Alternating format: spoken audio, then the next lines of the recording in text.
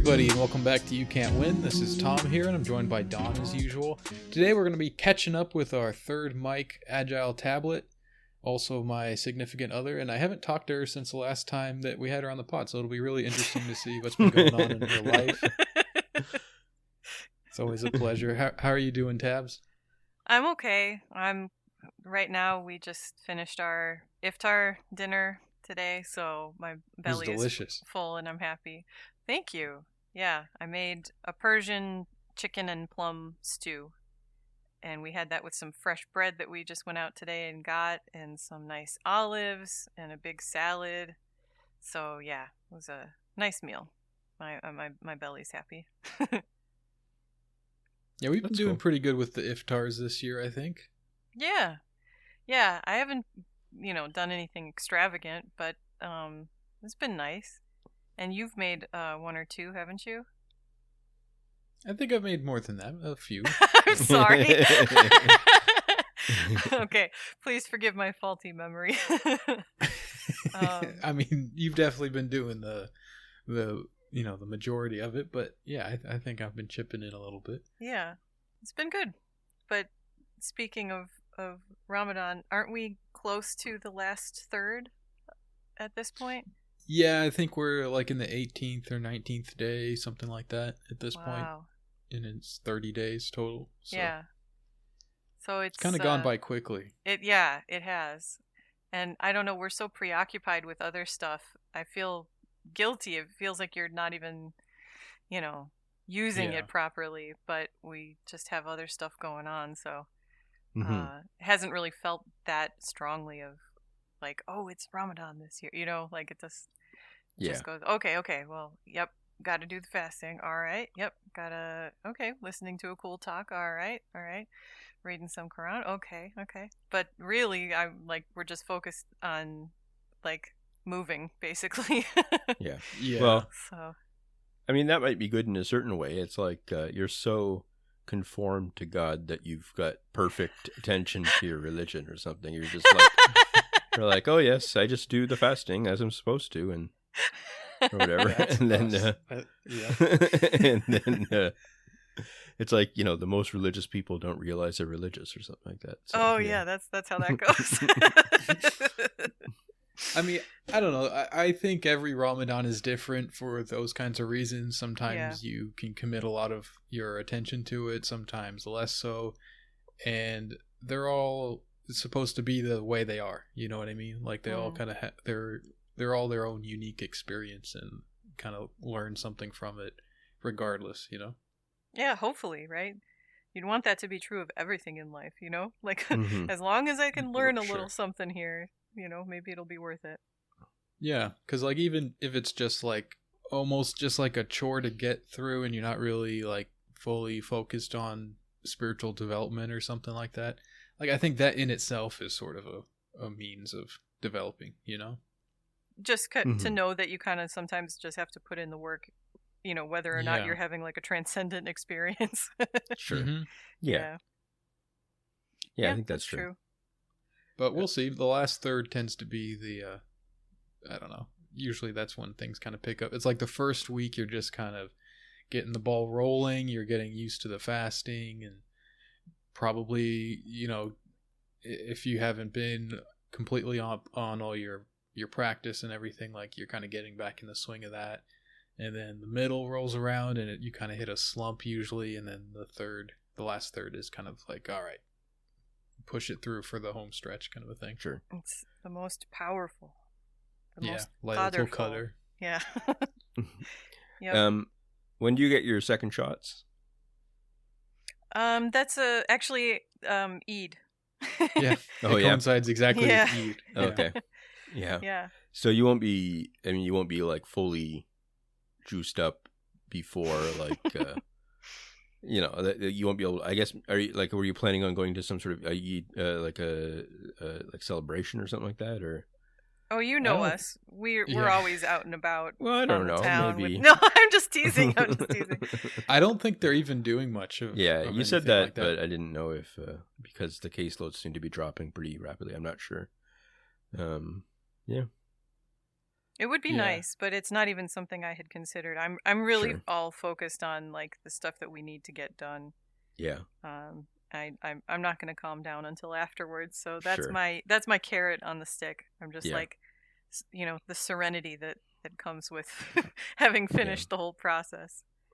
Yeah, I hadn't mentioned this to you, Tabs, but I was looking around at the place we're moving to, and there is a mosque somewhat nearby. That's it's good. It's not super close, but it's not. It's doable for like Fridays and stuff like that. I don't know if it's like close enough to go. Well, that's good. Like all the time. I hope it's not like is it kind of like the one that we like a terrorist mosque? No. No, because some mosques are more for a specific community, like a diaspora community, like the Deobandi Mosque that is like just that group of people rather than like, come one, come all. So I was just curious about that. I didn't have a good sense of it. They were using the Salafi style spelling transliteration. Yeah, like the OO for where you would usually see a U and that kind of stuff. So that doesn't necessarily mean anything really, but it sometimes can kind of, it could be a Salafi thing. Although I think that stuff is not as prevalent as it used to be anymore. Yeah. It seemed to be heavily Somali. Oh, cool. Or at least African. East I'm African. assuming Somali. Yeah, and like the imam there seemed to be like from that background, and there was a lot of kids and pictures and stuff from that background. That's cool. It seemed like. So I don't know if that's just like the community in that area is like that or what. I forgive my ignorance about this, but aren't East Africans usually Shafi? That's right. Okay. Yes. All right. Just curious. Yeah. Which shouldn't be a big deal. Yeah, so, probably not. Did you what's your status on the new apartment, like for the paperwork and stuff? Like, what's the current? Like, have you signed it yet, or? No, we haven't signed it. We got this like auto-generated email that was like, "You're getting this because this means the lease is in the landlord's hands now." So like, the leasing company did their part, and now the landlord has it. And I was expecting her to get it to us pretty quickly, but it's been a couple days, so we'll see. Sure. So then she looks it over and signs it, and then it comes to me, and then once I do that, then Tom gets another generated email and it pops over to him. So yeah, and at I that just point nominally accept the terms that have been granted. Yeah, so I'm hoping everything goes smoothly with that, because we did tell we gave our current landlord the, like putting in your 2 weeks notice kind of thing. And sure. So yeah, because we're month to month, so we had to do it by the end of the month, and we were hoping to have it signed and just like be completely assured that we have a place where we're not going to have the rug pulled out from under us. But it seems about as close as can be without actually having signed it. So sure. I think we got it. Yeah, I agree. Yeah. I just don't like to, count my chickens before they're hatched type thing. Sure. Yeah. So this would be June 1st? That's right. Yeah, okay. Moving in June 1st. Yeah, so we still, that's probably why she's taken a while. She's got like a month, so she may not feel very rushed, urgent to do it. Yeah, like she may feel like it's not a big deal. And yeah. We met her actually when we were seeing the place, because I told the story on. Oh, you already did. Okay. Yeah. She seems like quite the character. So, I'm already planning. I'm going to make a pear crisp for when we move in and try to get in her good graces with my. Sure. I'm not a good baker, but I feel like making a crisp is pretty easy. So, okay. That's my plot. Sure. You're not a bad baker. You're not like some expert, or anything, but you make nice stuff. Well, thank you. Mm-hmm. I usually get too stressed out baking, and it's not worth it because I'm like yelling at the bowls and the spoons in the kitchen. Yeah. Tom was laughing because he knows. Yeah. So it's not great, but yeah. Yeah, the landlord seems like the kind of person that appreciates gifts. She like was very quick to tell us how the previous tenant had gifted her like a rug because he was from Saudi Arabia. So like, okay, well, I see. I can't give you a picking up the rug. I'm hints here. sorry. Yeah. Yeah, That's cool. no oil money for us, but Sure. But yeah, so that's in the works, and I have to get all the preparations lined up and everything. I have to ship packages out to people. I've got to reserve my boxes and stuff like that. So yeah, we're doing the thing where there are companies that instead of like having to buy a bunch of cardboard boxes or scrounge them from stores that are getting rid of them, you can just rent these like durable, reusable plastic boxes, and then return them. So that's what I'm trying to do. So that's cool. Tom said that he's not as worried about his stuff. He's gonna kind of pile it into a garbage bag, I guess, before you guys leave. He has like 2 things. Yeah. Everything in this place is mine/ours. Yeah. Sure. Yeah, I know. It's I have not everything fair. in my bug out bag, you know. Yeah. Ready to go when the glowies descend on me. Sure. What's that quote from Heat? Whatever, like Yeah, never be able to, never get yourself in a position where you can't walk out the door in 90 seconds or whatever it is, or something. Right. Yeah. Yeah. Yeah. And Patrice O'Neill used to say like that's how you should live your life, and I think it makes a lot of sense. Okay, well, does it? Yeah. I don't know. Sure. Like Use that. I like having a home where things that belong in a home are there. Yeah, and it must be nice, but the world's out there. They're out there. Yeah. Using Heat quotes in your house. And taking life guidance from Patrice O'Neill. Yeah. I mean, I think Patrice talked about that in terms of like relationships. Yeah, that's true. A relationship without being able to get out in 30 seconds, but that's not us. We are the human team. We are... Okay. Sure. Yeah. I realized that. Yeah. So Monday, when this comes out, is my birthday. So it's my birthday month. Hey. But, yeah. Feliz cumpleaños. Yeah. So I'm already planning like what we always get like a family meal, whatever kind of thing. So I'm already like doing deep research into what I want to get and stuff. So, what are you thinking? There's an Indian place in town that I've never tried. Partly because we live in like the extreme sort of suburbs, rural area kind of thing. Right. And so I just assumed that, I don't know. I never reached a certain point where I wanted to risk it and get it like just myself because my parents wouldn't eat it kind of thing. So, yeah. And so it was kind of like, and then, once the pandemic hit, it's kind of like, we're not going to go drive out to just pick an up Indian meat. Restaurant of all things.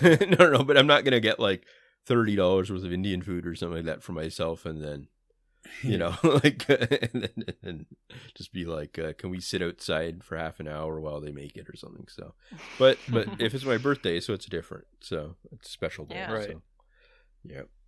Cool. That's You exciting. usually, like for me, I really don't like doing big things for my birthday. I've always hated the attention of it, and it feels like a weird pressure. Yeah, it does. Like it's like I'm doing something for everybody else or something like that. You're kind of the same way. I was like that for most of my life.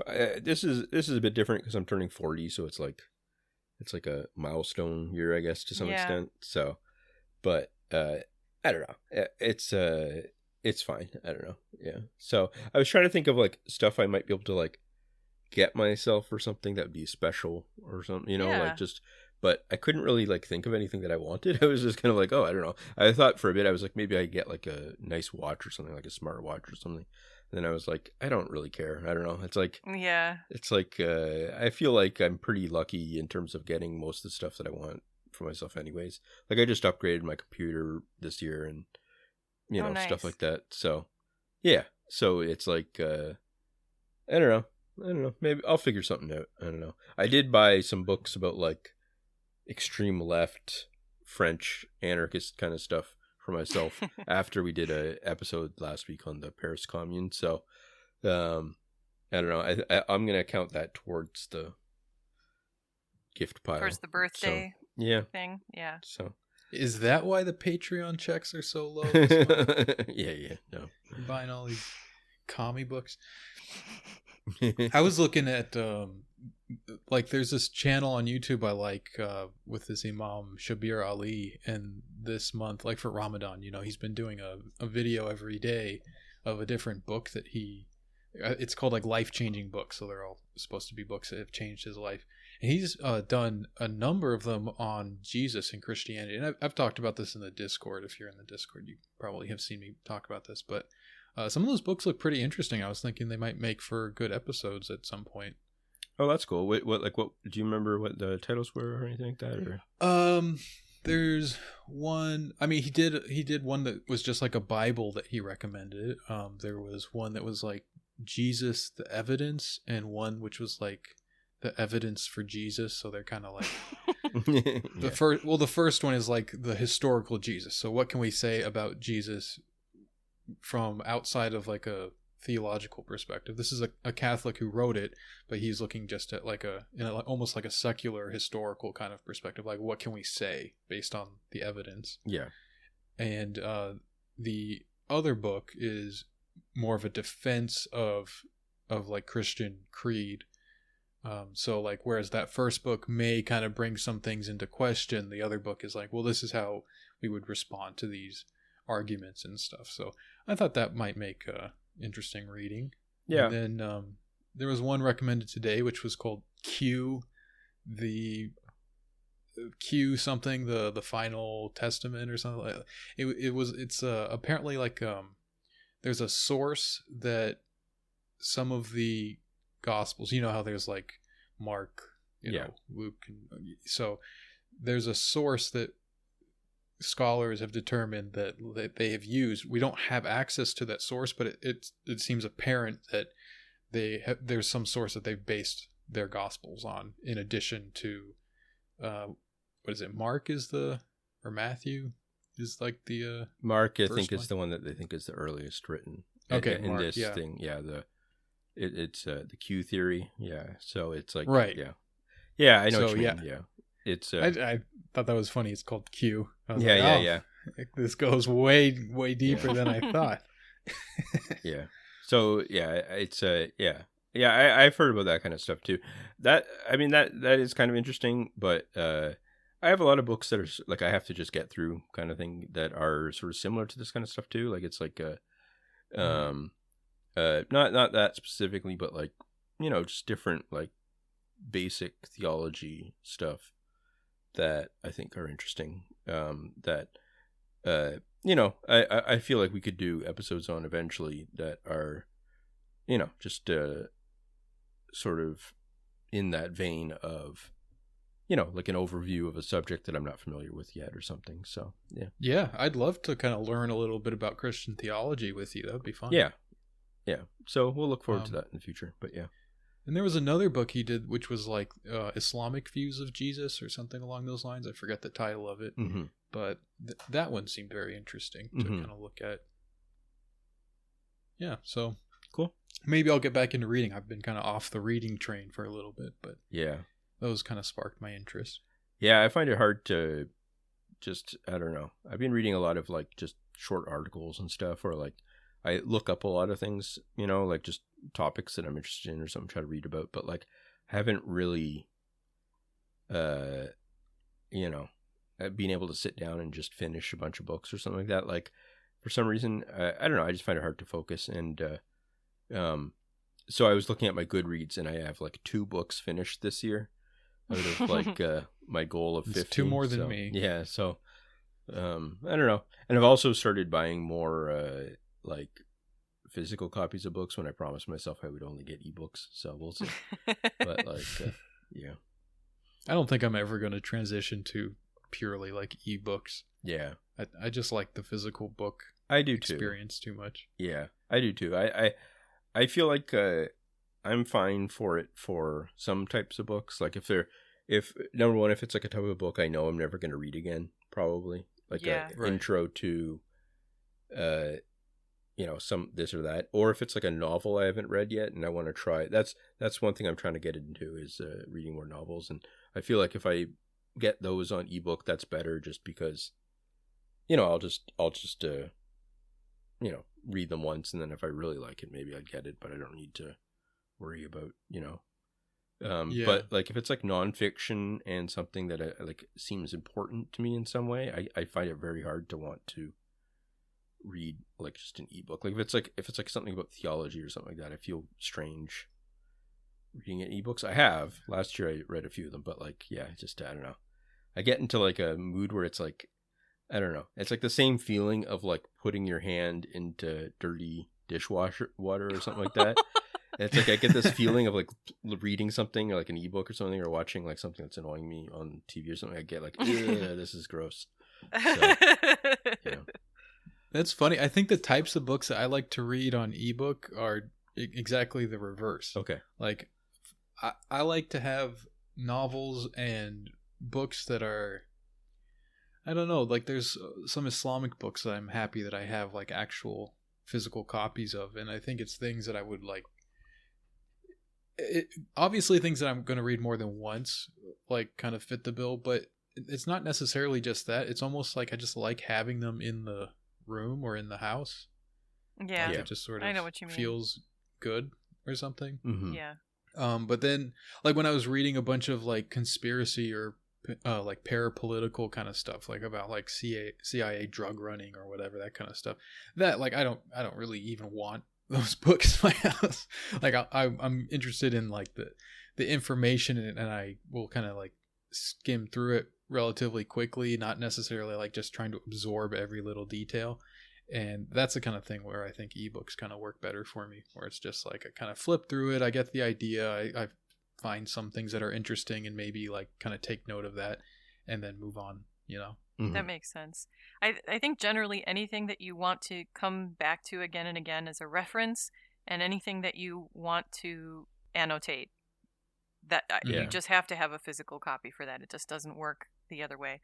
But if you have something where I kind of the inverse of what you were talking about, Donald, where like, if you're not sure you actually want a novel, you can like try it out as an ebook first. I've also done the other thing where like something that I've already read, if I just kind of like feel like dipping my toe in again and I don't have the book on hand, then I'll just like, I don't have to go out and get another copy. I can just like read a few chapters, like as a PDF or something like that. And I'll be like, oh yeah, okay, cool. That's fine too. Yeah, that makes sense. Well, I mean, I've said this before, but I've got like just all these boxes in our basement, like of just old books that I had from school and stuff, like in other, and from like the last, like 20 years or so. And my goal is to get rid of almost all of them, kind of thing eventually. Yeah. Like just, I don't need like, I don't know, like a economics book from 1996 that's like talking about globalization or something. I don't know, stuff like that. Like just, yeah. I don't know. Yeah, especially once, we transition to communism, that's all going to be irrelevant. Sure. Yeah. I'm just thinking about how I like to have books around, even if I'm not like referencing them very often. I think it's like books that I like to reflect on.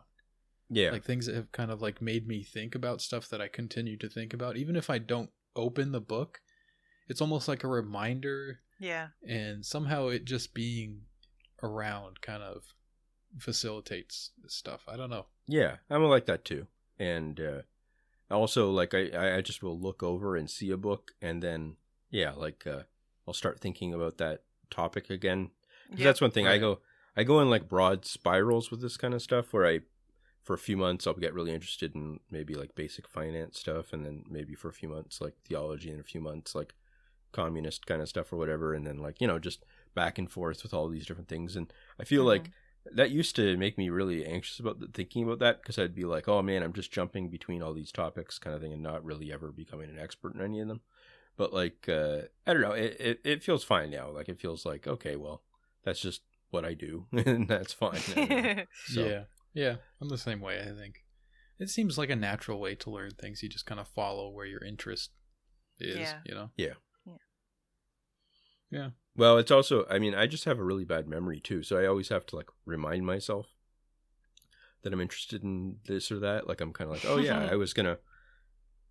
I have to like make these long lists of books that I might want to read one day and stuff just because, I don't know, I always forget. I have like, yeah, just like dozens and dozens of bookmarks now of like articles by people that I know that I want to read and stuff. It's not even just random stuff. It's like people that are like, I put my heart and soul into this article and I hope that you can read it one day or something like that kind of thing. And I'm like, okay, well, I don't know. I have to get to it or something. So, yeah. I don't know.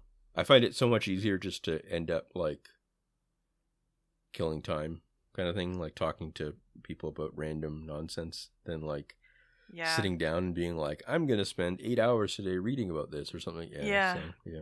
I have some weird like hang-ups with that, like habit-based hang-ups, like where I have to catch up on certain chats and stuff like that, and Sure. I feel like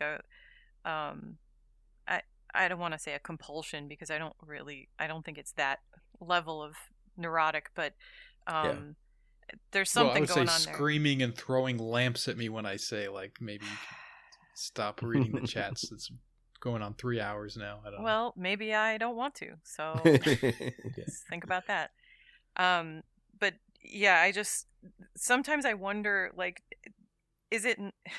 do I only have the habit as an excuse so that I'm not like getting to stuff that I like tell myself that I want to do? Like, you know, I just wonder if do I legitimately want to do this, or am I giving myself busy work because I am avoiding doing something else? Sure. Yeah.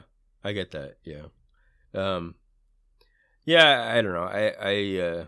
I do that sort of neurotic thing probably like all the way of like just refreshing stuff, trying to find out stuff. But I find it strange that like if I like put down my phone or something like that, I don't think about what's going on the phone or something. Like I don't. Oh, really? Yeah, that's kind of a strange thing where it's like, I like when I like say put down my phone and then like a few hours later maybe check my notifications, I feel like most of the time I've completely forgotten that I had posted stuff.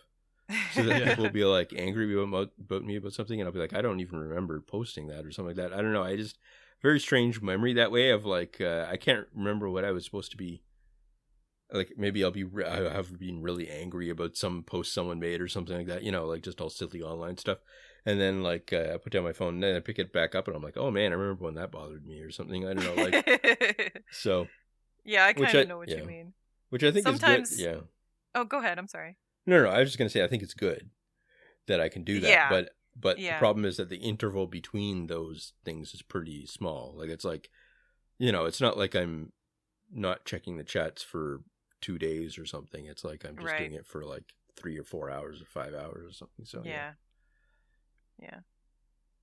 Sometimes it's I don't get this sense from you, Donald, but sometimes for me it's more about just like getting a thought out there. Like like yesterday and today I've been pretty much offline, but in 2 cases I messaged someone with like a question that I was like, oh, this is an urgent question that I have to ask them, and then I just like dropped my phone for like 6 hours, and then when I picked it back up to look at some other notification, I was like, oh yeah, I did care about that earlier today.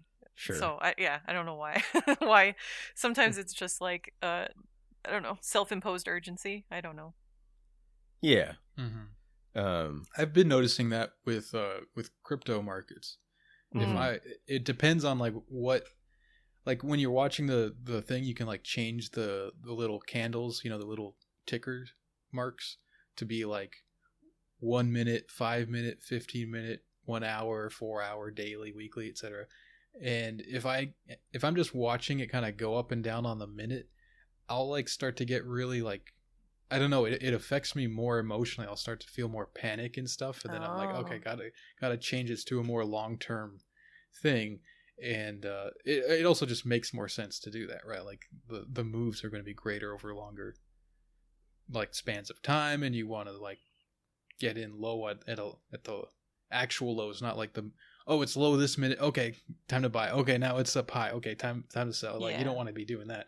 Mm-hmm. So I don't know. I've just been noticing that like just kind of getting into this stuff is it's interesting how it like affects your emotions, and I'm kind of like realizing what people mean. Like a lot of these trader guys, they talk about like how it's all about managing your emotions, and it sounds like success win kind of BS, but it seems like it actually like there is some element of truth to that. Like you kind of do have to like be careful and like very like distanced from it. You don't want to be making emotional moves and stuff. I with your believe money, it. so. Yeah, that doesn't sound like BS to me.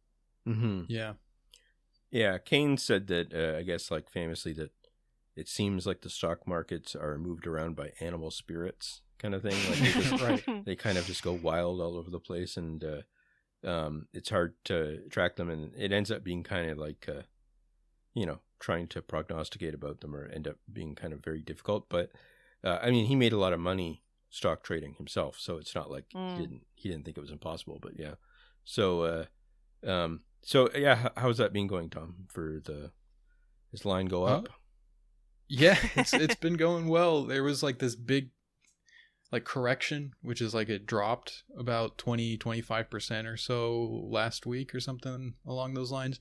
And that seemed to catch everyone off guard. It definitely caught me off guard. Although some of the people in our Discord that are kind of into this stuff were kind of waiting for it seems. So like I should pay more attention to what they're saying. But that would have been a good time to like cash out and then like buy back in at the bottom. But you live and learn. I pretty much have recovered entirely from that at this point. So I put in my stimmy check, and I'm at 2 stimmy checks. So that feels pretty good. I'm kind of like I think I'm up like 25% or something like that. It's like feels good. I feel like it's going up still. Like I've learned a lot in the past couple months, and I think I have some good little bags that are ready to pop off in the coming month. April was supposed to be a big month, but it turned out not to be because of that big correction. And so I guess May is now supposed to be the big alt season. So cool. Yeah, I think that my goals of paying off my student debt will be easily attainable. I'm not really concerned about meeting that. So I think that I think I could cash out right now, and then that plus the savings that I've kind of stashed away for the student loans, I think I could pretty much pay them off already. So at this point, it's just kind of like make sure I don't blow it. And all my conservative targets, I think I'm gonna go far beyond them. I think it'll be a good year for me with this stuff. That's cool. Yeah. So I finally, opened up investment account for this kind of stuff. Not for that, but like for traditional, whatever Boomer stocks. Stonks. Yeah, and yeah. So it's funny because I try to be pretty careful about this kind of stuff, and I read a bunch of books, but not a bunch, but like maybe 5 or 6 books about the particular thing that I was interested in trying to do and stuff, and basically just dump some money in and then forget about it for 5 years or something like that kind of thing, right? Like, or at least not really forget about it, but like, prune it and tend to it over a few years and just see what happens kind of thing as like a starting kind of thing. And it's not like a huge amount of money. I mean, it's actually pretty like any real, like trader or investor kind of person would be like, it's not enough to worry about either way. Like you should just not bother. But like, I wanted to learn more about how it works and get involved in different ways. Like, just try to see how it goes kind of thing. And it's funny because I set it all up and everything went fine. And then I made a very, very basic, obvious mistake that I didn't really think about. And it ended up costing me a bit of money, like at the start kind of thing. And that was that I thought like I was kind of looking into what kind of, basic mainstream investments there were and stuff about like, just broad index funds and stuff. And what I did was I bought American funds with Canadian money. Oh, and boy. What happened is that there's like a 1% or something like that, 2% maybe. I think it ended up being about 1%, but like exchange fee kind of thing. So if you're, I mean, when you're talking about investments like this, you only expect to make maybe, a few percent a year, maybe as like is a more conservative estimate or something like that kind of thing. So if you're nuking your kind of part of your first year returns on that with that kind of fee or whatever, it's like, I don't know. And it wasn't really a big deal, but it was just kind of, it was like my first step into the waters kind of thing. And I was like, oh man, what did I do that for? And it's funny because on paper I would know all of that, but I just, don't think, what I mean? You just make some mistake or you get too excited about something or whatever. So it was a good first kind of thing of being like, oh yeah. And it was because I wanted to look at things that were like very broad investments that weren't like Canada specific, right? So I wasn't thinking, oh, I'll just have to buy it on the Canadian exchange and stuff or whatever, because they obviously have those types of investments, just basically the same thing, but like branded for Canada kind of stuff. So I don't know. That's a live and learn thing, but we'll see how it goes. I think it'll be fine, especially because it's like a long-term thing for me, where I'm just trying to build up this pile and maybe eventually, put it towards a house or something like that. Maybe we'll see. But yeah. So, yeah. Good luck, Donald. That's cool. I'm glad you're learning about that stuff. Mm-hmm. So. Yeah, I feel like, we often agree so much on stuff on this podcast and everything, but this may be like the most distinct difference between us. Like you're learning about, okay, what's like a safe index fund in a retirement account, and like you read a bunch of books about it.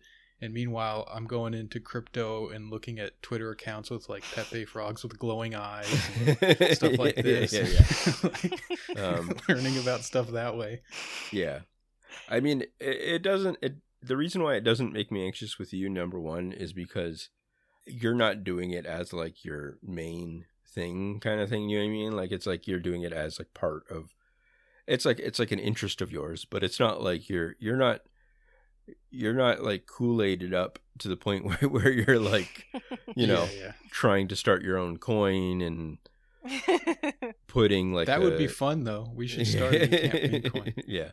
And you're not like buying a Ferrari on like some sort of strange fintech coin or something that like you now owe them 30% interest the rest of your life or something. Yeah. So I don't know. It's yeah.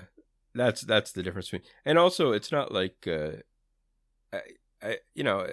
more and more the sort of imagined difference between this like one type of investment being very conservative and another being pretty radical or whatever or out there probably doesn't really exist when you consider the fact that a lot of these companies in the mainstream are just like bizarre legal shell game like like you got to think that like even companies like Google or like it's stuff that like a lot of like the information sharing or like snooping and all that kind of stuff, it's stuff that like probably shouldn't even be legal maybe or something, like it's like, so it's kind of like I don't know, the idea that one is like some big traditional company that it's like I don't know, it reminds me of like that Wolf of Wall Street. I'm not sure if you saw that, but like they have like I like that movie. The fake company that they make, they call it like something like I don't know, like Wiltshire, Bernstein, something. I don't know. Yeah, like it's some really like official sounding like Lion's Den or something. I don't know, like really like I don't know. That's what most companies feel like to me now. It's just like bizarre. I don't know. Yeah. So, I think that you don't want to get like snobbish about it, especially when I'm talking about like I don't have enough money to buy a house or something. That's not like it's not like I am like a hot shot or something like that. So yeah, and I'm just talking about like playing around with my stimulus check. It's not like I'm throwing like my rent on the line or anything like that. So although I mean, if you had done that 10 years ago, I mean, you probably would have a fortune now. So that's true. Can't laugh too much about it. Yeah, there's some really funny stuff going on in the DeFi space, which is like decentralized finance. That's like the new crypto thing. You can like borrow money, lend out money on crypto and stuff. And some of these things, like they have what's called like yield farming, where you like I don't fully understand it, but it's like you put in your money, you get a token that represents the amount of money you put in, then you take that over to another thing, you put that up as collateral, then you get another token back, then you put that onto another thing. And basically people have just figured out like this weird little scheme where it's just like printing money essentially. Mm-hmm. And some of these things are like 12,000, 25,000 APY. Mm-hmm. So that's an obvious Ponzi scheme. I mean, this is all Ponzi scheme basically, but yeah, like that is like just wild. And it's just a matter, I mean, people who play that, like, I guess it's just like you get in and get out and don't get caught up in it, you know. Sure. Like that's going to collapse pretty quick. But you know, you put in a few thousand or something and see that multiply like every week. That's, I don't know, it's fun stuff. Well, I mean, that's one of the funny things about this kind of investment stuff too, is that from like a more left-wing perspective or something, is that I always think like, you know, just go down the list of companies and be like, which ones of these should exist in their current form or something like that kind of thing. You know, you're like, should we have Amazon able to do all this kind of abusive labor practice stuff, or should we have like all these banks just like stealing money from people or whatever, and should we have all these health insurers and stuff? So it's like you kind of have to just, I don't know, I feel like there's to some extent you just have to kind of go with it and be like, okay, well, you know, maybe over the next 30 years or so it's not gonna change as much as I want it to, and you know, just ride the investments as you can kind of thing, you know, like free ride on them kind of thing. And I think that's fine. I don't know. It's funny because I used to get extremely angry about this kind of stuff in my 20s, like being like even the idea of like having money set aside for the future or something like that. I mean, I was heavily in debt at the time and stuff, but like, you know, or stuff like buying a house even. I was like, I'll never want to be a homeowner. And I don't know. I'm like, man, I don't even understand what I was angry about at the time. I don't know. Yeah, I know what you mean.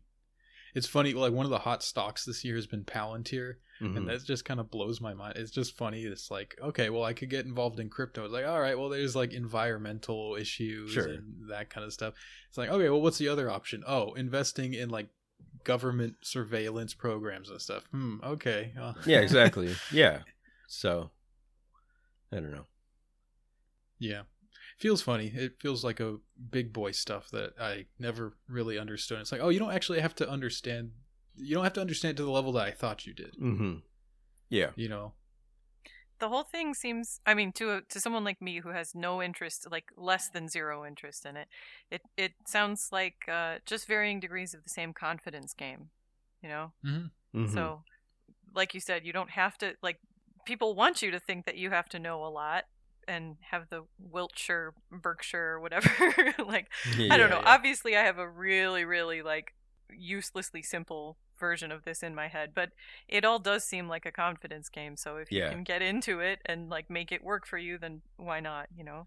Yeah. And, I mean, also, it's kind of one of those things where right now people think, like, a lot of people think that the assets of all types are being heavily inflated by the way that the government has been trying to like bail out the crisis in different ways. So a lot of people think that like stocks are going to go down a lot over the next year or two, maybe sometime. Some people think that, but like, or at least like they're not going to keep performing as crazily well as they have been over the last year. And you know, it's one of those things where you can't really, in my position or something like that, like try to time that, you know, like I can't. I mean, I'm not going to wait a year until stocks go down and then buy them. And then, you know, it's more kind of like you just keep shoveling money into the savings and then eventually try to, you know, hope that over 5 years or whatever, it balances out and I still make a fair amount of money. So, yeah. Yeah, I mean, it's not like it's going to be that volatile, you know. No, I mean, it could be. It could drop like a lot, you know, you never know. But like, you just kind of have to roll with it. So, yeah. Sure.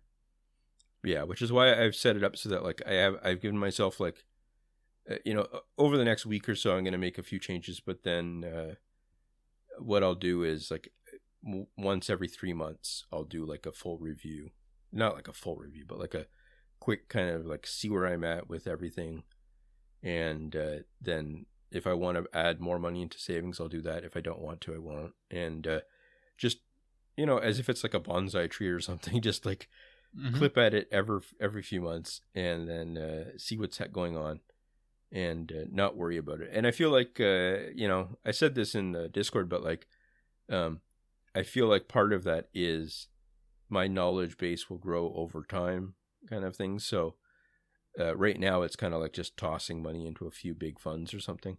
Maybe eventually I'll be able to make that a bit more complex, or like do a better job of balancing it correctly for my position in life and stuff. But like at this point it's just getting myself into the habit of savings more and doing it the right way and stuff, so that I'm not like just wasting it on whatever. So yeah, in a year from now we can compare how we did over the course of that year. Sure. And then maybe I can convince you to buy some Bitcoin or something. Yeah. This is my Why new would goal. you be invested in whether someone does that or not? Just because I want to be able, I don't know, it's just fun to see if I can trick Don into buying Bitcoin. I don't really care otherwise. Sure. It's just a little game for myself. Oh, aren't you a sweetie?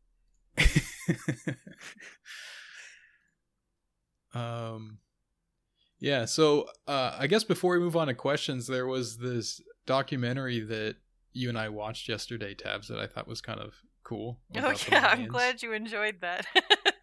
I was not expecting to. I was like, oh my god, I see the National Geographic logo in the corner. I'm like, oh boy.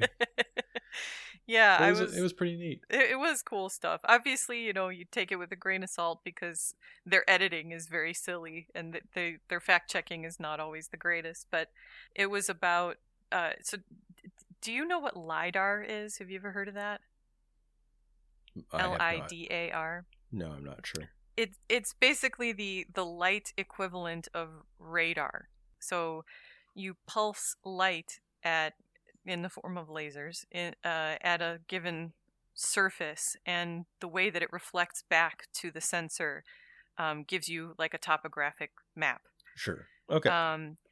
And for most people, the use of that is actually aquatic.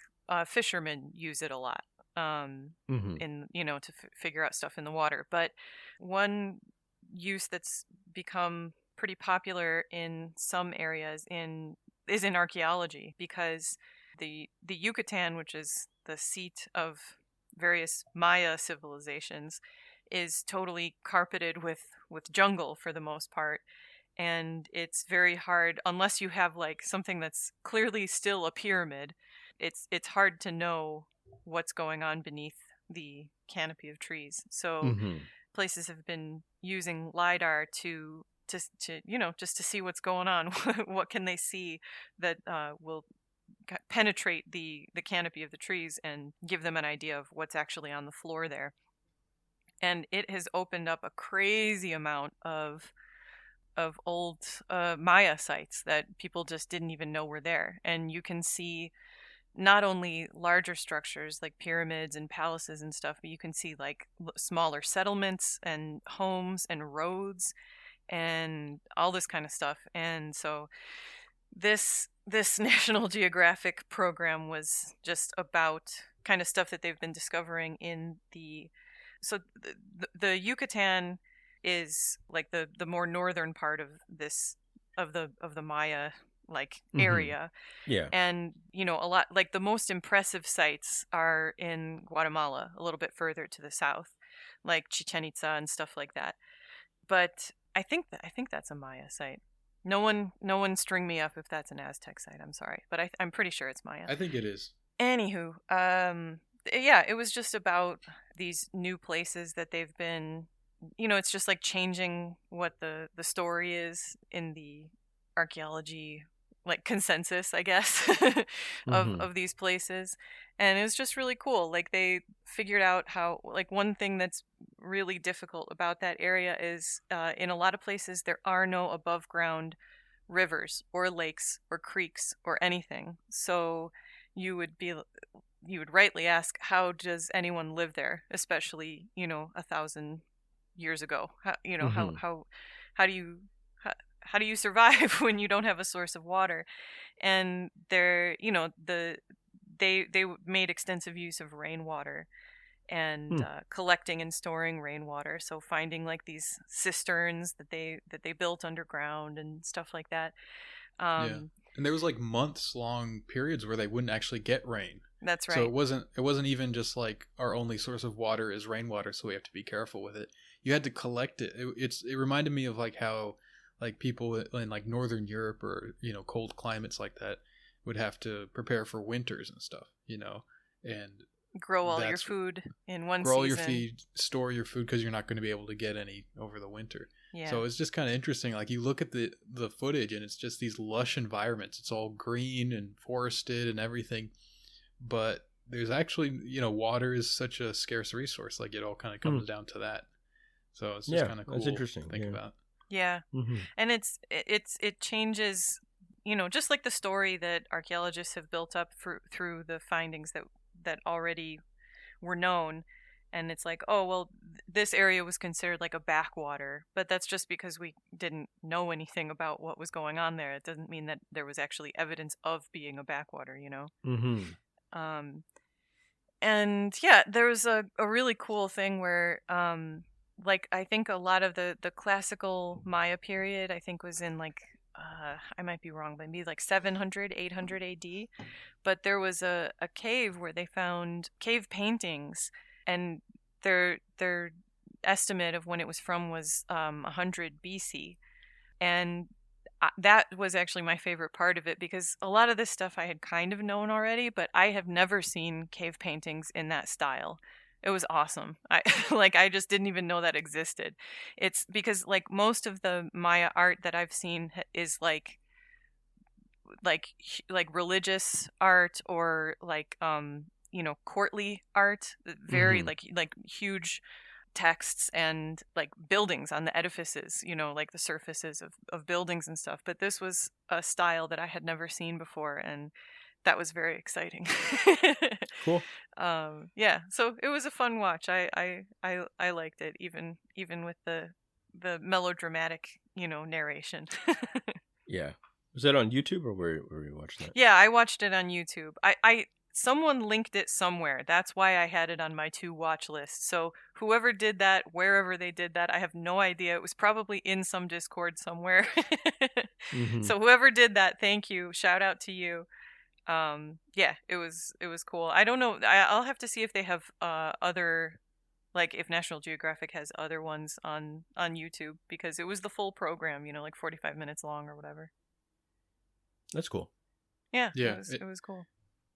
There was one part where they started talking about like how this one place, like they changed their political ideology to this Aztec cult. Like it was Quetzalcoatl they were talking about. Right. Yeah. So that's like this religious thing that like kind of took them by storm or whatever, and the leadership of that area, I guess, kind of adopted that belief system and stuff. It was pretty funny. I don't know. You made a joke that cracked me up. Like they were saying like they kind of, it was like before commercial break, you know. So they were like, but recent findings unveiled some disturbing truths about political transformation that was occurring in this area. And then Tab said like they found a statue of an orange king, and I just yeah. He like it was such a throwaway, and then like 5 minutes later he paused it and he was like, I'm still thinking about that joke. It got me pretty good.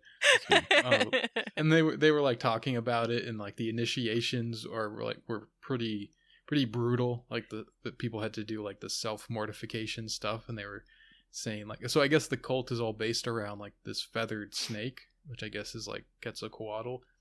And part of the initiation is like having your penis pierced. And I was just thinking like, what idiots, they're piercing their penis for a religion. And I was like, wait, hold on, never. yeah. That's funny.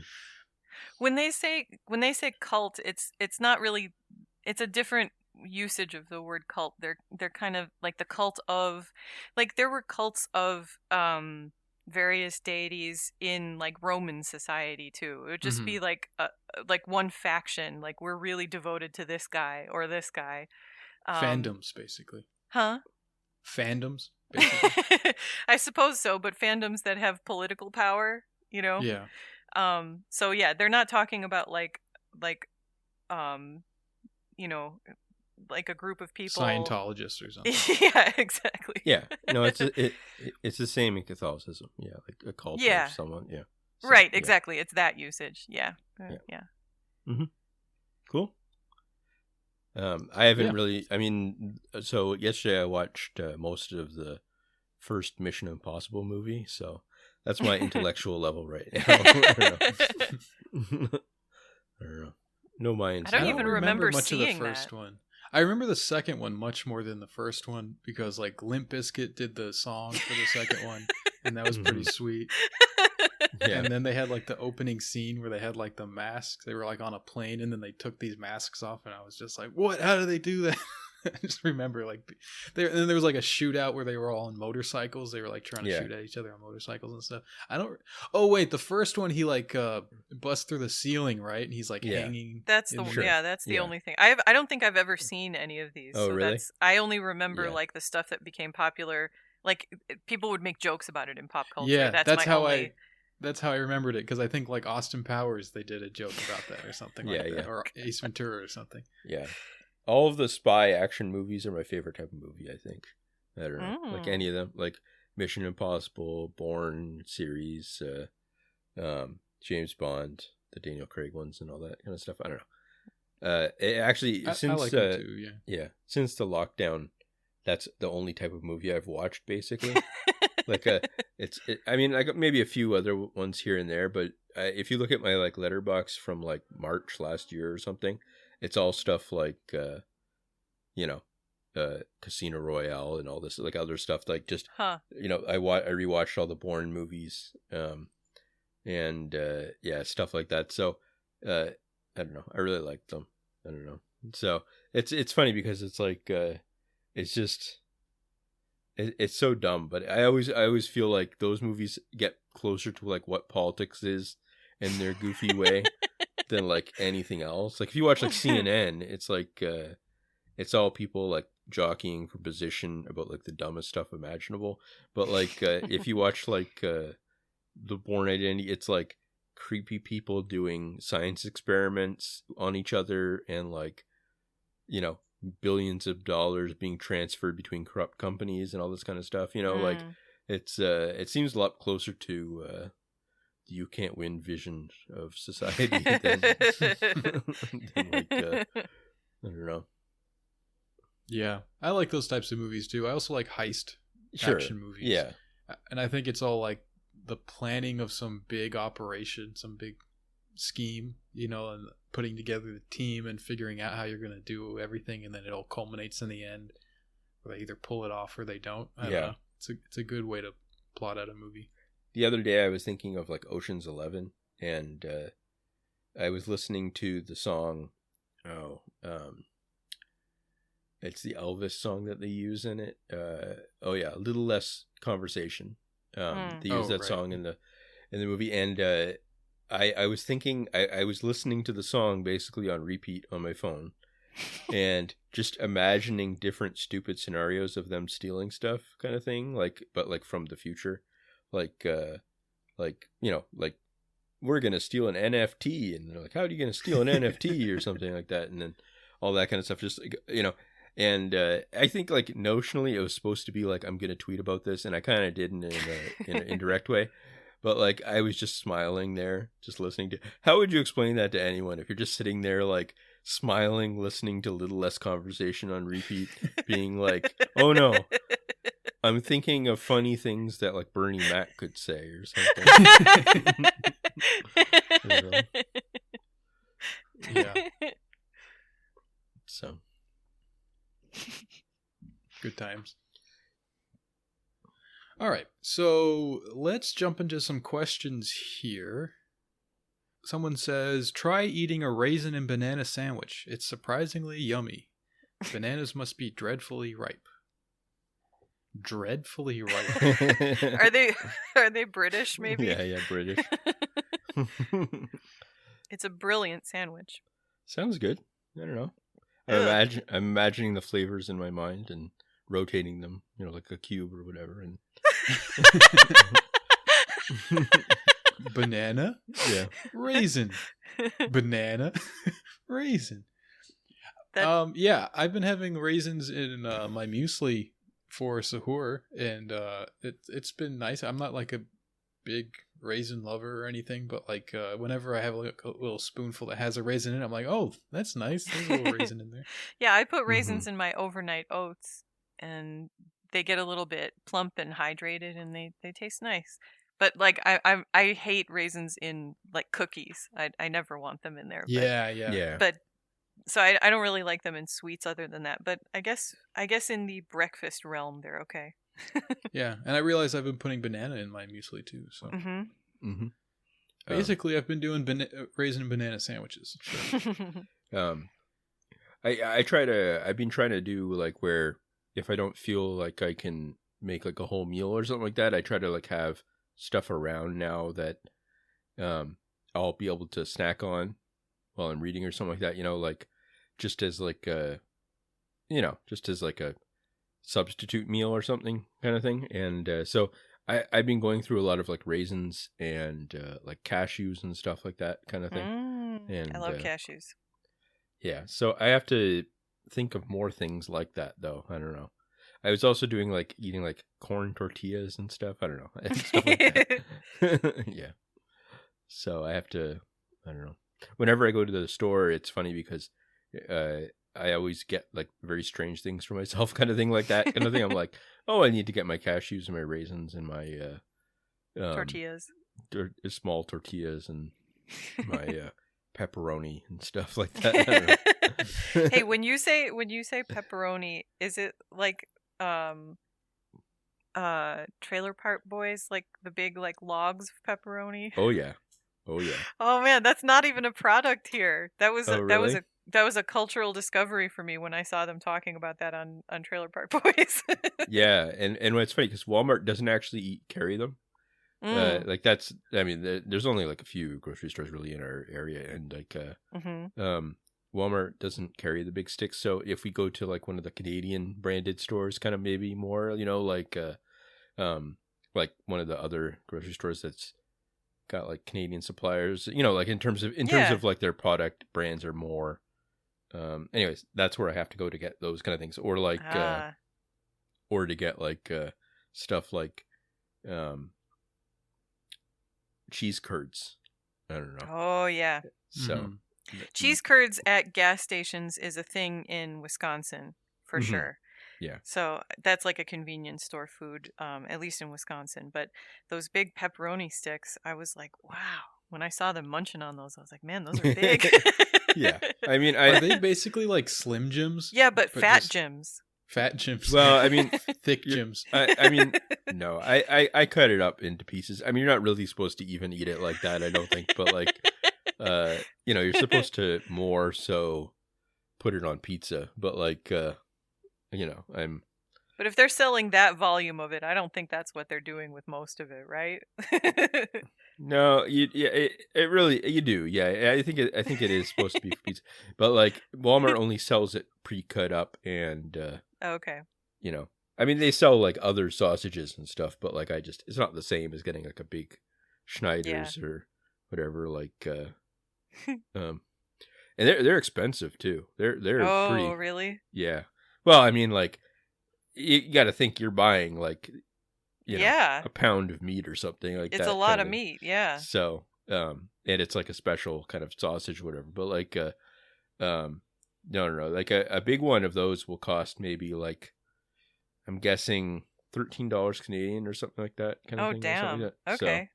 So what's that, like 10 American or something? Yeah, maybe a bit less. And, actually just, 10 American. Yeah. But like, something like that. I don't know. They're pretty, maybe more even, but like, and it's also one of those things where they're very much like, laws of retail kind of stuff where like, if you buy the 250 gram one, it's like 80% of the price or something, or 70% of the price. Like, it's like, if you buy it like something that's half the size, you get way less. So I always get the giant ones. And then, oh yeah, you got it.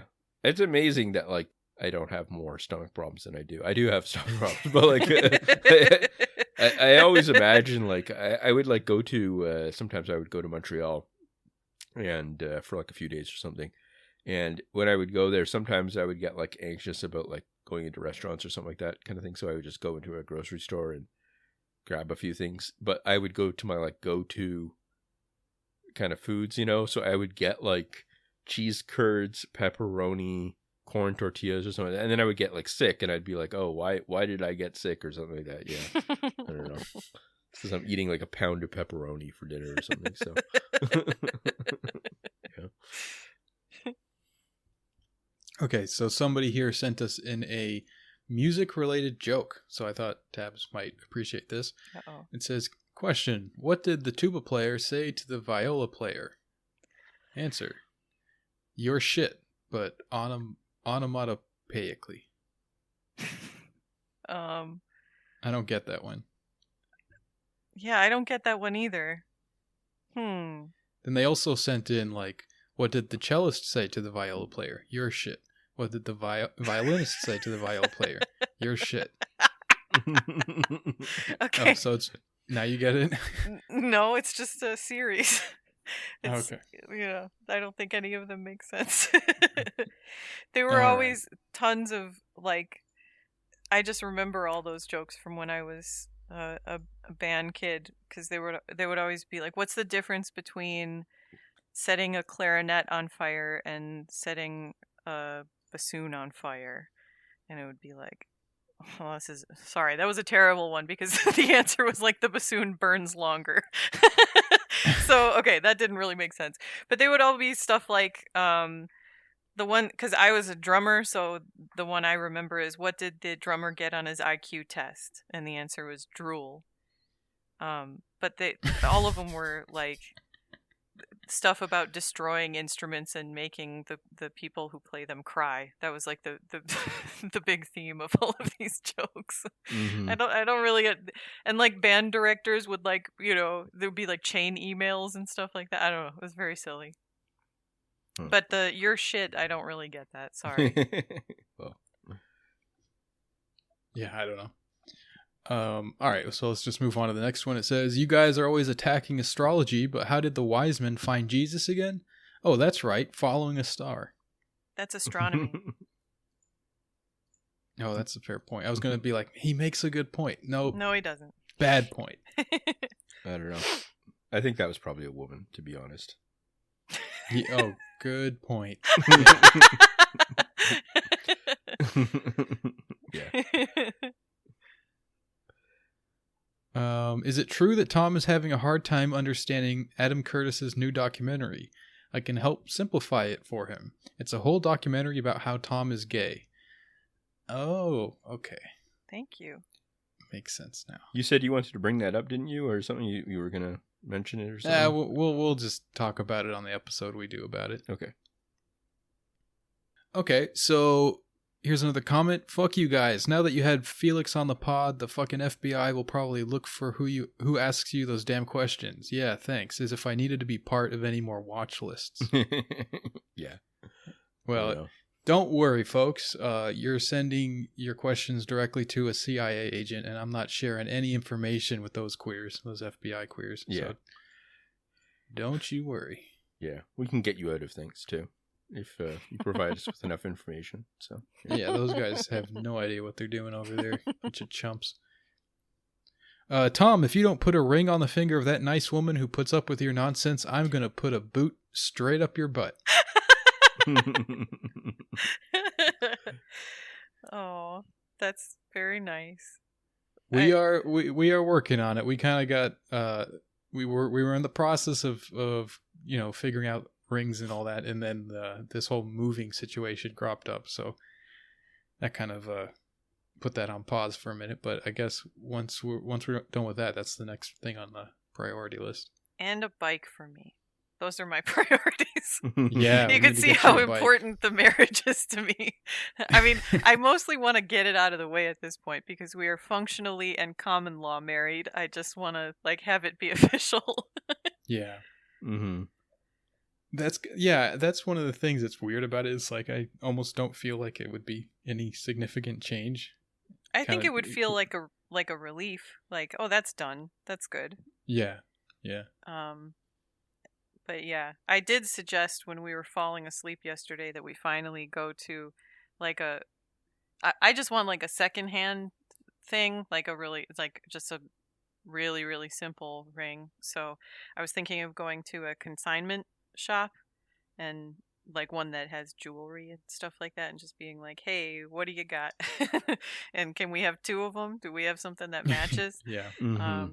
And I did run that by Tom as we were falling asleep yesterday, and he Yeah, I approve. I just want something simple to keep the whores at bay, basically, you know? It's a Keep them problem. off my back. It's a problem. Yeah. So if we have that symbol there, it's probably going to be a bit easier. You know, it will attract a different clientele though, but that's okay. I can take them. Okay, another one. I guess these are all comments this week. This says, you white people are always crying about how the UN and Greta wants you to eat bugs and shit, but I know pretty well that you fucks eat and drink a bunch of stuff well after it is infested by your disgusting house ants. Sigh. Perhaps the elders were right, and indeed the white race should be wiped out from the globe. Mm-hmm. So, thanks for the comment, Gerald. We appreciate it. Yeah. It's always nice to hear from our afflicted listeners.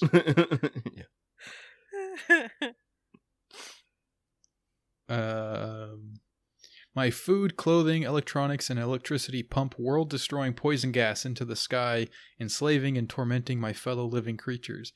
Am I to spend this finite blessing of life toiling, sustaining, and worsening this situation? What on earth am I to do? What on earth would God have me do? Alternatively, what are some of your guys' favorite snacks? I agree. I wrestle with that every day. But yep, those are the cards we were dealt, people. Yeah. No point crying about it. Mm-hmm. Well, I mean, you're allowed to be upset and be sad, but the way I think about it is just like you just said, like there's a reason, right? Like wherever we were put and whenever we were put, that's our lot. So just because things are terrible doesn't mean you can't focus on enhancing yourself spiritually, trying to be better to people. The more terrible stuff is going on, the more opportunities you have to be helpful. So yeah, that's true. And to learn and to like understand what good is, what evil is. Imagine if we were put in a place where like the worst thing is that like on Thursdays they run out of ice cream or something. And everyone's just like, oh, what a cruel fate that we were put in this world where Thursdays there's no ice cream. Why would God do this to us? Yeah. Like we have no perspective. It could be much worse, it could be much better, right. But this is what it is. So let's just try to make the best of it. Mm-hmm. Yeah. Favorite snacks? I guess I like chips. I've turned into a big kettle chip guy. Oh, jalapeno kettle chips, I guess, would be my thing. Is that my fault for making you into a chip guy? Or was that just kind of an incidental thing? I think Chicago has some kind of curse living underneath the ground that just turns you into a fat boy. That's very true. That's true. Yeah, but Burroughs used to, like William Burroughs, he used to talk about how America is like cursed land, and it's not just like that white people came and like brought evil, like that it's been cursed for thousands of years and all this kind of stuff. And yeah, I think that there's something to that. Turn us all into big fatties. 8 pounds of cheese on everything. Yeah. Not in this house. Yeah. Yeah. Yeah, I guess not. Yeah, I guess for snacks for me would be like tortilla chips and guacamole or something. That's good stuff. Yeah. I don't know. I mean, I don't really eat healthy anyway, so everything I eat is basically a snack of some kind. Like if I go out, I get like chicken fingers or something like that. It's not like, I don't know. So I'm just a snack guy, I guess, in general. Yeah. It's definitely chips for me. Any chips and of late apples. A couple months ago, I got really, really into apples, and I never even liked them that much before. They were fine, but suddenly I was like, wow, these taste like flowers. I just couldn't get enough of them. They're crunchy and juicy. I mean, yeah, that's the other thing. I was trying to not eat half a bag of chips a sitting anymore. So I like sometimes it's just you want something crunchy. So I was like, and then other things that I like that are crunchy are like pickles, but pickles are also extremely salty, so that's not also a great thing to be. You can't really eat like 5 pickles, or at least you shouldn't. Right. So, apples it is. I got really into apples. I tried to get off the chips and move to like pistachios, like salted pistachios, and it's not the same. It just it's not. They're good. They're also really good, but it's not. It doesn't scratch the same itch. Yeah, they're salty the same way chips are, so I thought that might work, but it really doesn't work. Like, it's more about the texture of like the crunching on something. So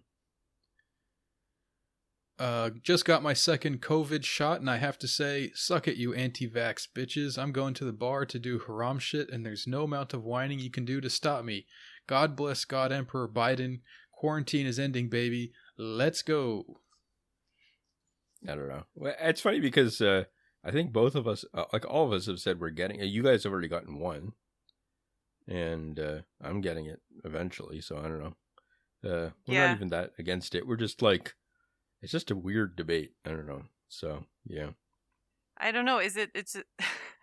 It seems like people are almost desperate for there to be a pro and an anti stance instead of anything in the middle. Like, because I'm not anti-vax, but I get I don't post about it a lot. I think I've posted about it maybe 3 times. But each time there are people who get mad at me for it, who like never even talk to me about anything else. And I'm like, I'm not even like, the thing that you said to me was not even a response to what I said. It was what you imagined I said. Yeah. So yeah, it's a very strange, like, I don't think it's a bad thing to look for skullduggery where it exists, and these companies practice skullduggery. And I don't think it's a bad thing to hold scientific institutions to very high standards in their testing. Like, I don't think that you would disagree with that. Like, the people who get mad at me, I don't think you would disagree with either of those things. So why are you getting mad at me? Yeah. Well, I don't know. I feel like everyone's always angry online all the time. Or like That's also true. So it's not even like, if you ask them directly about it, they'd probably be like, "What? What do you mean I was angry? I wasn't angry. I was just always angry," or something. Like, it's like I don't know. Yeah, I don't know. For me, it's like one of those things where I don't even know if it's gonna end the pandemic over the next year or two, worldwide. I mean, to the degree that it really does have this sense that like people have now, that it's like, oh, it's going to be over soon. Yeah. And I would really hope for that to happen, but I feel like I mean, there's no evidence to me that like it's that the it just might end up being one of those things where it's like a bit more of a low rumble or something in our part of the world, and then still really bad in a lot of the rest of the world or something like that. I don't know. We'll see how it goes, but yeah, I don't know. I get why people want it to be over as soon as possible, but well, sure, but wishing something doesn't change any of the facts on the ground. That's what I don't understand about. But about those. Yeah, those and quitters positions. never win. So I think it's one of those things where everything has like a valence now online, where if you take a certain position, any sort of direction of a position is quickly siloed into that's a thing enough. where it doesn't even have to be. It's like, the kind of person that criticizes vaccines or something like that in any sort of way is some sort of psycho. So if you're critical of the vaccines, you like Trump, and if you like Trump, you're a Nazi. And it may be true that I am all of those 3 things, but that's not necessarily. Yeah. Sure. Yeah, I know. My thing was always not that like I was against the vaccine. It was just like I didn't really care about it. I wasn't really too bothered to go and get it necessarily, but it came up. It was free. It was no big deal, so I got it. I don't expect it to be really to solve this situation necessarily. If it does, that would be nice, but I don't see a reason to honestly believe that. So Yeah. Mm-hmm. we'll just have to wait and see. The reason that we got it is because my workplace has been talking about bringing back office work. So I wanted to be prepared. Like I said, I don't think it offers that much protection, but obviously any protection is better than none. So if I had to go back into an office, I would rather be vaccinated than not. And if I'm going into an office, then I'm bringing home all of those people who I came into contact with at the office and exposing Tom to them through me. So then he should be vaccinated too. Yeah. But I don't even know if they're actually going to make me go back in the office. So Oh, yeah? yeah, I mean, who knows? They don't really have a set timetable. Right now they are they're having senior leadership go into the office like a couple times a week. And I think that's kind of like their pilot to see, can we do this? Like do the logistics work? Are people still safe? Like, are we going to get anyone sick? So those people, they're the guinea pigs, I guess, for this scenario. And then they'll probably see if they can start bringing more people in after that. Mm-hmm. But yeah, so that's why we got the poke. But this was one of my maladies, my list of maladies. But a few days ago, I developed what feels like a lump inside my neck. Mm-hmm. And it's not like on the skin, and it's not like a sore throat. It's not like in my esophagus or trachea. But it feels like it's like on the right side, but inside my neck.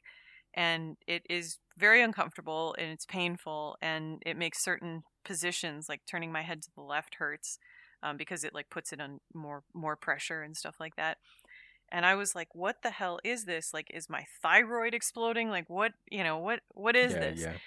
And what I think it is a very swollen lymph node from the vaccine, which we got a couple weeks ago.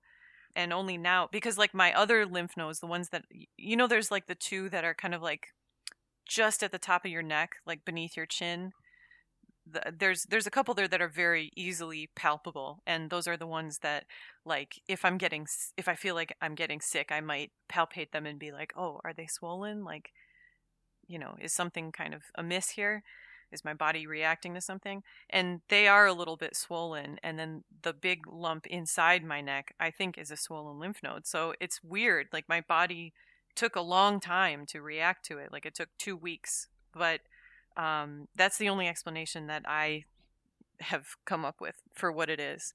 Mm-hmm. So, and I also felt the ones in my in one of my armpits. They kind of swelled up a few days before that, just a little bit. So, yeah, it's scary. Like, what the heck is happening in my, what's going on with my immune system? I really hope that means that my body will be prepared for the second dose. I'm not looking forward to that. Yeah. Mm-hmm. I took the day off of work for after the second dose because I feel like I'm going to just be incapacitated. So. Mm-hmm. We'll see. Hey, Donald, are your parents in line to get vaccinated anytime soon? Because I know Canada has been having supply issues. Yeah, so it's a very strange situation where they've decided to give everyone one dose first. Right. And then months later, my dad got his a few weeks ago. Okay. His first Pfizer shot, and he's gonna get the second one in August. Because of how the supply things. Maybe they'll move it up, but right now. But that's the plan. So my mom hasn't been able to set it up yet because there's no central website really. There is a provincial one, but it's not really. It's not comprehensive. So there's also pharmacies that are giving it out, and you can sign up for individual pharmacies and stuff, and so it's not really well set up. And the supply issues have been very confusing. So but we're expecting over May for millions of more vaccines to come in kind of like a predictable way, they think. So they're going to let people over the course of May, over the next few weeks, they're going to let people sign up ahead of time. So like I think May 10th I'll be able to sign up because that will be my age range, but that will probably be for later in May or June or something like that to get my first shot. I see. So okay. And so my mom hasn't even really, she's not too worried about it right now, but just because it's kind of one of those things where I don't know, there's not much she can do really anyways right now. So it's like in order to get it. Well, both ways really. Is that like she's just at home with me and stuff. It's like there's not like she doesn't have like a lot. She doesn't go out a lot for anything important really other than groceries or something. So she's exactly. Not too that's why I wasn't planning on getting it either, because I'm So. just not at high risk. I don't expose myself to people like hardly at all. So yeah, I understand that. I expect she'll get it in the next few weeks, and then I expect I'll probably get it in early June or something. The first shot. And I mean, the good thing about that is that it's just it looks like it probably prevents like severe illness or something, even just one shot. Mm-hmm. So if you get it, you could still give it to other people or something, or you could still maybe get sick or something like that. But it's pretty good for stopping the transmission. So what they're doing is putting most of the shots right now, like a majority of them, into areas they call hotspots. So it's like, really places where, because right now the crisis is as worst as it's ever been in Ontario right now. Yeah. So that's been difficult because it's like, I think something like about 30 people are dying a day, which is a lot for the area, and it's not great, and it's also it's frustrating because everyone is angry at the same time at the government, because all the small businesses are angry because everything's shut down. Yeah. And it feels like almost like a boiling point thing. I feel like we're kind of lucky that it's not like August or July or something, because if it was hot too, you would probably, and it was going through these lockdowns and stuff, I think people would just be freaking out. So there's a lot more stuff where like you'll see on the news, like just parks in Toronto just filled with people protesting against the lockdowns and stuff, really, really angry about it. And because you got to think that like all the restaurants are just screwed in different ways, and a lot of the weird small businesses that are filled with like a lot of gaps in the economy in different ways are being screwed in. Just they're mostly shut down and they can't do much. And then you've got the other side of it, obviously, is like, I mean, this is kind of a funny thing. I got really angry about this the other day, is that like Ontario didn't have any like mandate for like paid sick days for like most employees. Like, I mean, like, if you're in like a corporate job or like you work for the government or something, you probably get a lot of good sick days or something like that kind of thing. But if you're like, just some random small business or something like that, there's no real mandate for that. So the government was being pressured to say, like, at the very least, like, you need to be able to, if you get COVID or something like that, you need to know that you're going to have, or, I mean, there's a lot of like gray area things. There are programs in place for like certain kind of things like getting COVID stuff, but like there's a lot of gray area things where like people are going to work even though they're sick. That's one of the main reasons why these things are still be driving forward, like why there's still all these case things and stuff, because their breakouts are at places like Amazon plants and stuff. So what they did eventually is they came up with this program where you would get 3 paid sick days, and the taxpayers would fund it instead of the employers and stuff. And people are going like, it's a thing where if you get like a test or something like that, you don't even know if you're going to get the results back in the 3 days or whatever. And you don't even know, it's just, it's very bizarre. Like it's a sickness where you're supposed to isolate for 10 days and stuff. And like, at least. So it's like, I was just going to say, it seems like it's all filled with half measures like that, where, it's a gesture toward the right thing, but it's not functionally going to help anyone. Like getting one dose months away from getting another dose is not, you're not going to get fully immunized after that. That's just 2 partial immunizations, Mm-hmm. So it's like, I get why they're doing it, because what else can they do? But Sure. damn, you know. Yeah.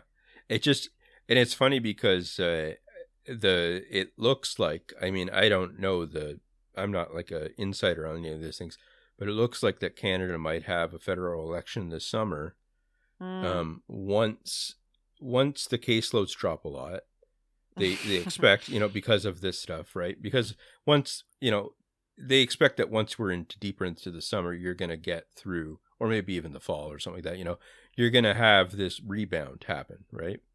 Where the things will be easier to get to in terms of like, even if it's not fully not locked down, it will be partially not locked down kind of thing, so that like the businesses will be able to reopen a bit more and stuff. So the Liberals expect that they're going to pull the trigger and call an election probably because they bet that people are going to think, well, they did an okay job.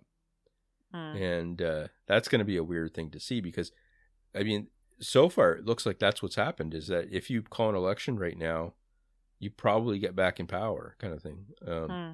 Because people go with it's like, during a crisis or something, you go with the people that and stuff. So that's going to be a weird thing. Like after all of this terrible stuff, like next year in Ontario, there's an election. I think it's next May or something, maybe. And that's going to be, or maybe October. And that's going to be really annoying for me because Doug Ford is up for re-election again. And he has just screwed up so many things. And but right now in the polls, he's doing pretty well. Like, it's not like... Really? Well, it's funny because, I would call it like boss logic or something like that. Like where people think that like, it's like this, if the small businesses are angry about the lockdown and stuff like that, they're still going to vote conservative at the end of the day. Like, because the NDP is saying we should lock down more and stuff, right? Or whatever. Like all the different, like if they're focused on pocketbook issues in a conservative way, they're going to vote for conservatives. They just will. Or they'll vote for maybe some far right party or something like that might spring up. But like, I don't know. It's very frustrating because the opposition in Ontario is very bad too. So like, they just, it's just so annoying that like there's, if he was like at like 10% in the polls and like it was very, very clear that he was going to lose the next election to like a strong left-wing party or something like that, I would feel a lot better about the situation. But at this point, like I wouldn't even probably give money to the NDP because they're just so annoying. I don't know. Yeah. I don't know. Yeah. All right. So let's wrap up this episode with this comment here. This person said, "Hi guys, this month I've decided to regulate my more problematic habits. I've cut out alcohol and weed for the month, and I'm severely cutting back on my caffeine consumption. Can I get some prayers for me this month? It's really affecting my mood and disposition, especially the caffeine thing." Aw. Yeah, definitely. Yeah, so this goes out to all the listeners too. If you can get some prayers going for this guy, may God grant you healing and ease, my friend. And I'm really happy to hear that you're doing that. That's all. Yeah, that's great. Stuff. That's wonderful for you, and I hope you get through the tough part and come out on the other side smiling. It'll be a lot better for you. Mm-hmm. Yeah. Yeah, and I'm at a position now where I'm over the caffeine stuff. Like I don't even really crave it at all or anything. Nice. And I've gotten to the point now where I'll have it once in a while now. It just is like a thing. Like if I'm out at like if I'm picking up food or something like that, I might grab Coke Zero or something like that with it, and just have that one, and then I don't have any craving afterwards to like, just continue. Go get like a case of it or something like that, and just pound it or whatever. That's good. Yeah, so that's good. I mean, it's like a small problem, but those things add up. I think like I've also sure. I've been going for walks every few days, kind of thing. Or I've been trying to go every day or twice a day, but like I've been getting a lot of bad headaches and stuff, so it just like it hasn't worked out. But like I don't know. I feel good about that kind of stuff. Just plugging along.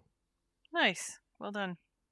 Yeah, definitely not a bad thing to be doing regular walks. Yeah, I quit caffeine for Ramadan, as I've mentioned before, and I whenever I see someone like drinking coffee or something, I really miss the taste of coffee. I really love it. So I look forward to having that first cup. Okay. Yeah. Once Ramadan is over. Yeah. I kind of miss tea because that was like I don't drink it for caffeine, but I have been avoiding it now because I don't want to drink caffeine at like 10 at night, you know? Yeah. So I've just been without my daily carafe of hot tea. So that'll be nice to have back. But there's always herbal tea, so it's fine. Yeah, like that. We've been watching this kind of like, it's a YouTube channel, and there's a lot of different things like this where it's like a country living sort of thing where they like cook a meal out in the country and show their dogs running around in the landscape and stuff. And so this is like in Azerbaijan, I think. And it's like this older couple, and they always make like a thing of tea, and it's always something different, some kind of herbal thing or whatever, and that looks nice. I don't know, we could get into that. They actually have the exact same teapot that I had at work when I worked in an office. I recognized it. I was like, hey, that's the same one I have. So yeah, that's funny. Yeah, well, thanks for coming on. It was great catching up a bit, and thanks for having me. Yeah, always nice, always a pleasure. Yeah, so if you guys enjoyed this episode and you'd like a second episode of You Can't Win Every week, you can subscribe to our Patreon and you'll get that, as well as access to our Discord where you can chat with us in our lovely community. And if you want to send us anonymous questions, you can do so by going to our Twitter account at YouCanWinPod, and you'll find a link to the Curious Cat pin there. Thanks for listening, and we'll catch you next week.